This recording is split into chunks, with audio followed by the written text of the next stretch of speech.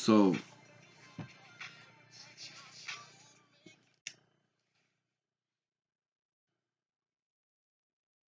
peace from alchemisthandbook.com. Alchemisthandbook.com. Today we are discussing the effectiveness of affirmations and what is specifically what affirmations do. So, when you got to take a look at um, the meaning of affirmations. You know what they mean.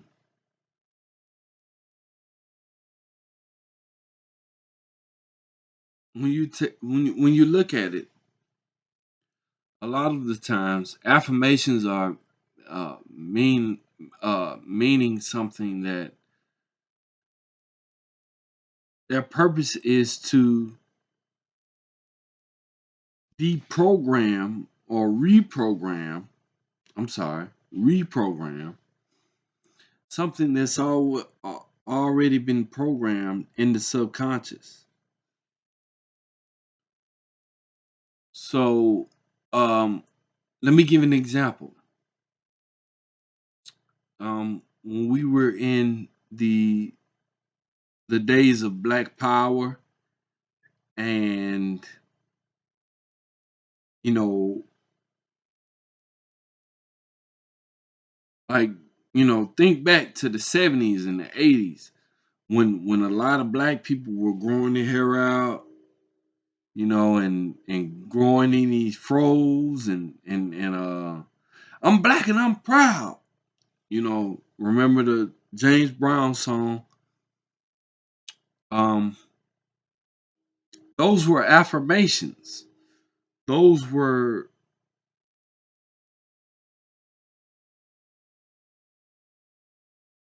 meaningful because for a long time, black people were told that they weren't anything. They weren't shit. So here it is, an age where they they felt that, and they felt empowered by that.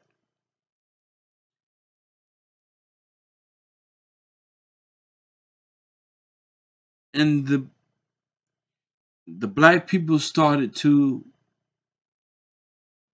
not only affirm that, but act in a certain way that was um not conducive, but you know um their behavior changed.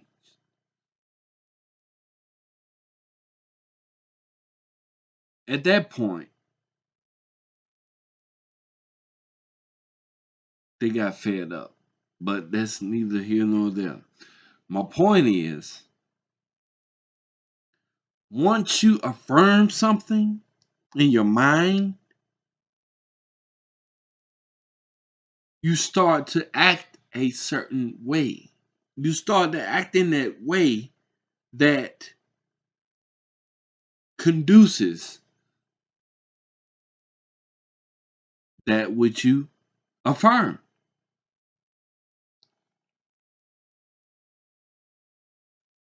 So we take a look back at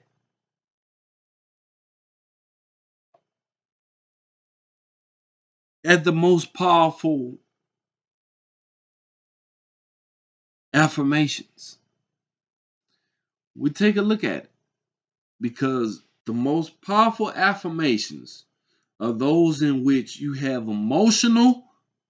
That's the key. Emotional, mental, and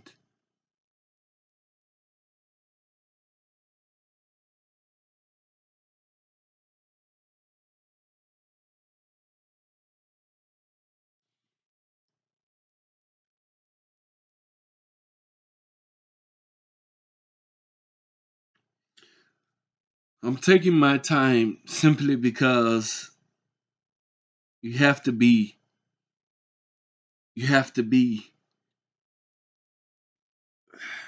you know you know you know us as humans we're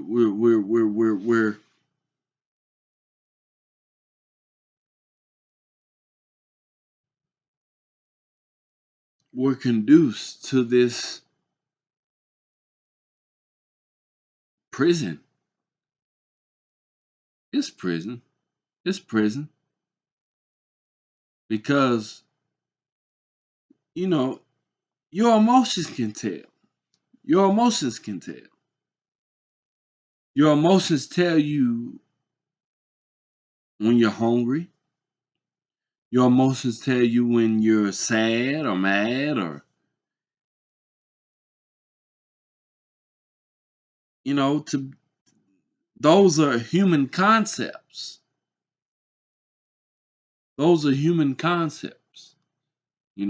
Sad, mad, glad, grateful, those are human concepts. You know, and uh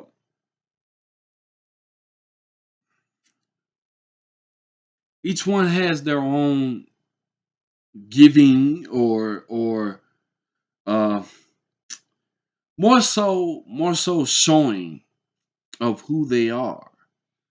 You know, uh when you're grateful, you know, the universe seems to give you more of that emotion. You know, when you're sad, the universe starts to give you that more of that emotion. You ever heard the saying, when it rains, it pours? So, where did that come from? That came from if you're sad or in a state of mind where you are, let's say, let's say, let's say you're in a state of mind where you feel like there's a lack of something. The universe shows you that whatever that lack is going to continue to show itself. It's like on a loop. So the subconscious mind is very important because whatever you exude, you bring back to yourself.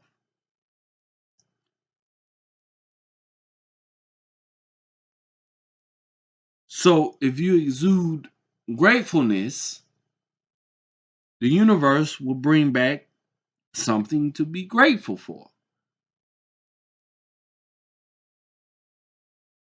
If you exude sadness, the universe will show you more sadness than you can handle.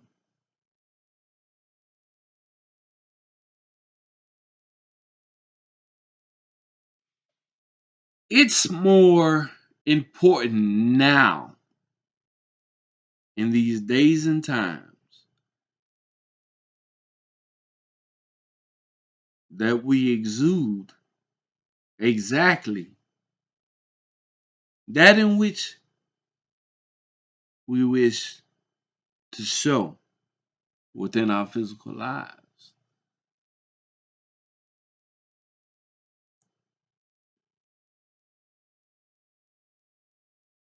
The subconscious is so powerful. We don't understand. We don't understand that our diet, listen to me now, our diet is not only what we embed in our physical body, it is that in which we embed in our mental, our physical, our what we touch, what we smell, and that in which we taste. Our diet is more important now than it ever has been. The simple fact is, when we vibrate in a certain vibration, when we ingest, that goes back to the diet. When we ingest things that we have not been attuned to, we have not been, we haven't really, we're not familiar with it. What does your body do when it ingests something that it's not used to? It's trying to figure it out. What is this? Like, I'm not used to this.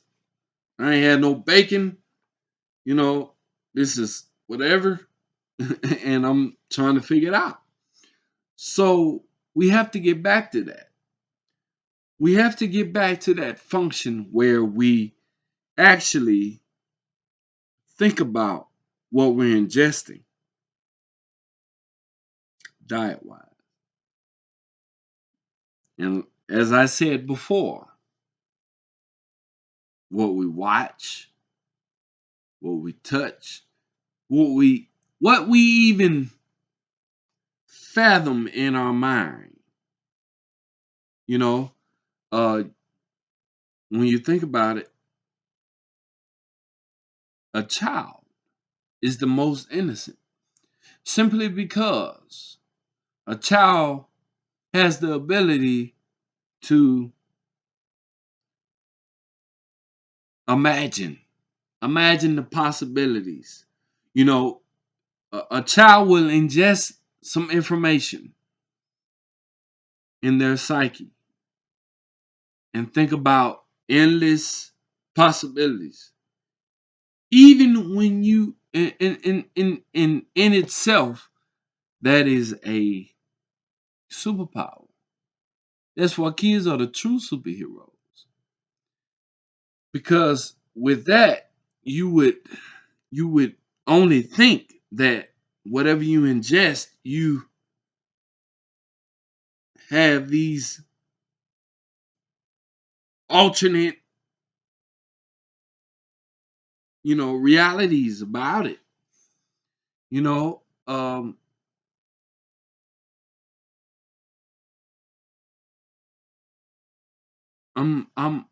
tired, man. I'm tired. I'm tired. I'm tired. The reason that I'm tired is because things that we embodied as a child have been so cut out or forced out of us that we have really gone to a mindset of insanity. Um, I don't know. I don't know where this ends.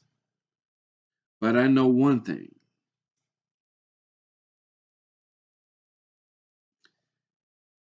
In these days and times, people are showing their true colors and they showing who they really are.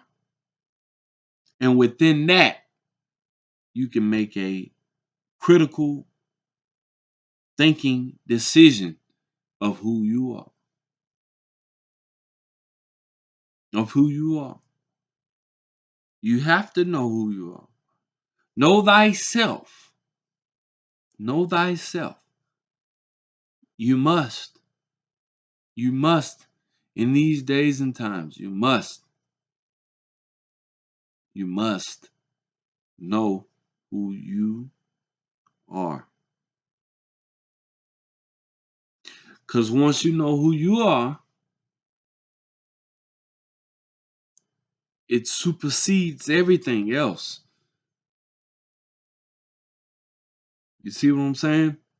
It supersedes everything else because you know what you're not willing to do. You know what you're willing to do. You know so many things, and it like you ever been to a funeral and people are like, oh, they was like this and this and this and this. Everybody talking about your life. What would they say at your funeral? What would they say? What would they say?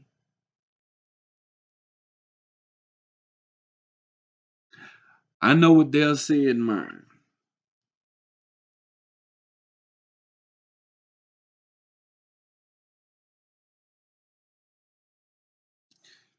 He can be found at alchemisthandbook.com.